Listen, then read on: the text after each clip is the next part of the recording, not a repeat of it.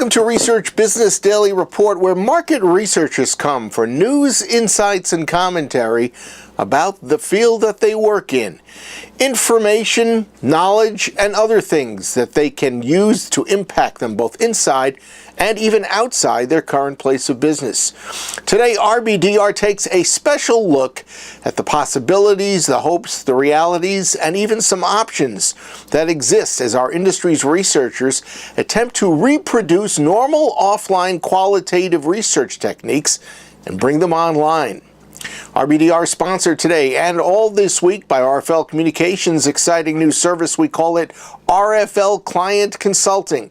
We'll have some detail about it at the end of today's video for you, but the idea behind the service is to help research and insight departments tackle everyday issues that are impacting their internal standing, and it's all tied to the function's effectiveness and efficiency. To paraphrase a Chinese proverb, which I understand may or may not actually be from the Chinese, we in research really do live in interesting times. As our industry continues to evolve at a pace that few of us would have ever conceived possible, there are new possibilities emerging all the time. And one of the most enterprising is an attempt by many well-meaning professionals to replicate their offline qualitative research and take it into an online mode or two or three. It's obviously an appealing idea both for time and for cost reasons. However, we're told it is not as easy as its advocates might necessarily believe. And that's what I heard when I spoke recently with Katja Cahoon. She is the managing director of Beacon Insight Group, and by the way, also a trained psychotherapist. And she presented detail about how she got involved in moving things from offline to online. It came from requests from some of her suppliers.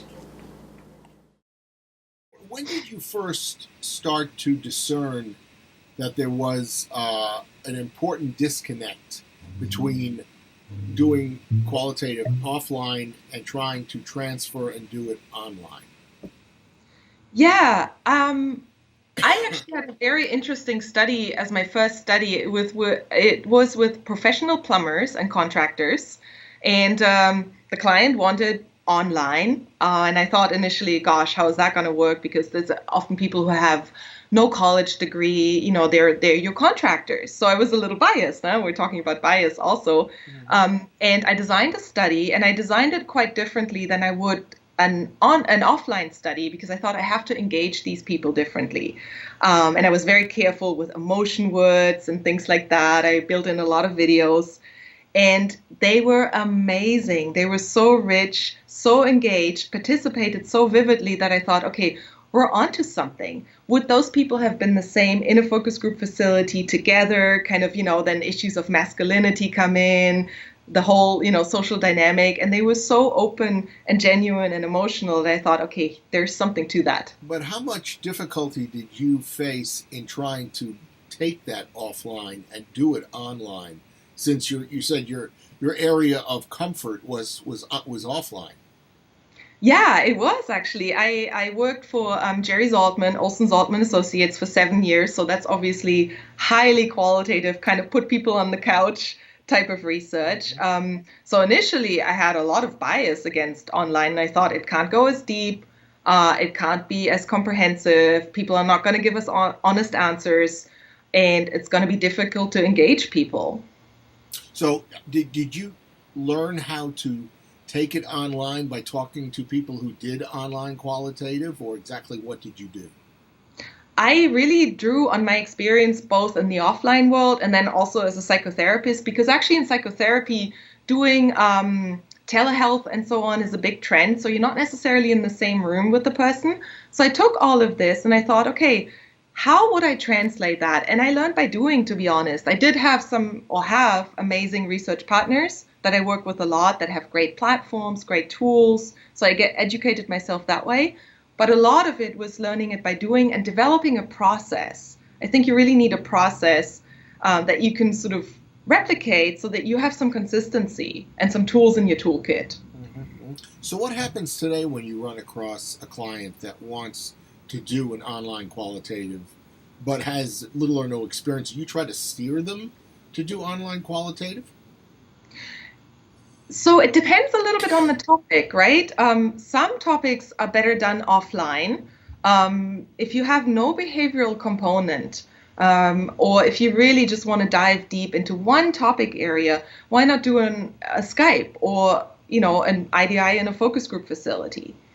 But if there is any kind of behavioral issues, if there is a brand exploration or an experience exploration, like making breakfast or drinking a certain beverage, then I would always try to steer them online because you have a longer time period and you can integrate behavioral elements like selfie videos and self-reported elements, sending them to a store or having them document their breakfast, for example. And there have to be both geographic and cost issues as well, because doing something online can open the possibilities of, you're in California and you could be talking to someone in New York, Ohio, or even in Europe if you want to.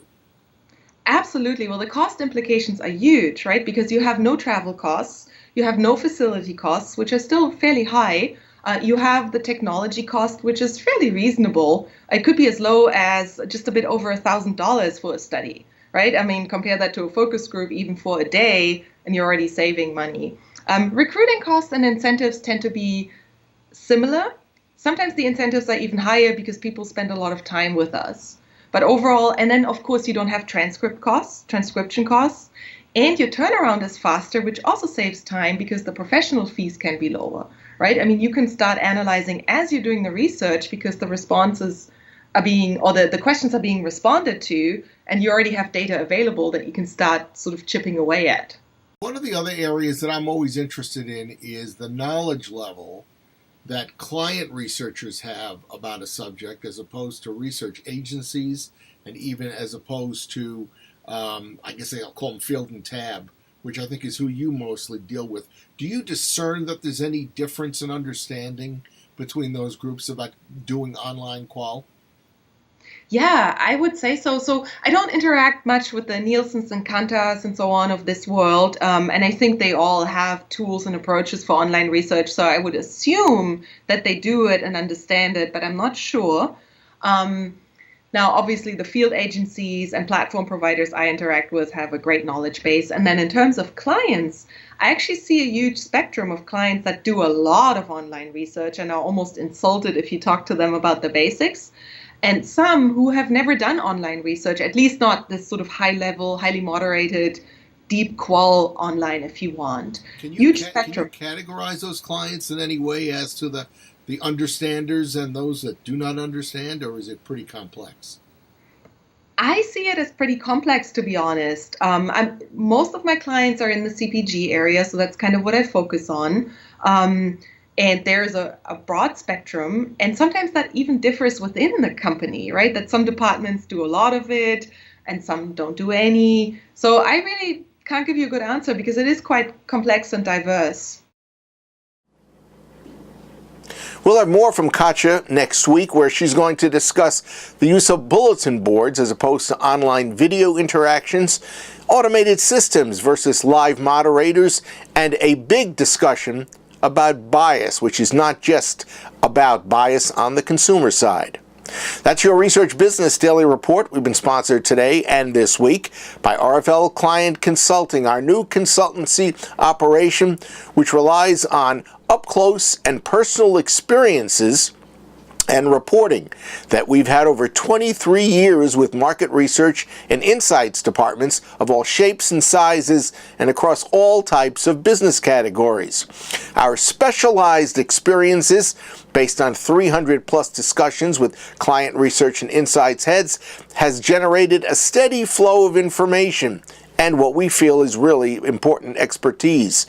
So we're poised to work with client research functions to elevate their internal standing and, more importantly, their overall effectiveness and efficiency, and that's got both short-term and long-term implications. Find out more about some of the particular problems that we can help solve with your Client Insights department by visiting the RFL Communications website, which is rflonline.com. Have a great research day, and we hope that this has been a profitable week for you. We hope that you will enjoy your upcoming weekend, and we expect you to be back with us here on Monday.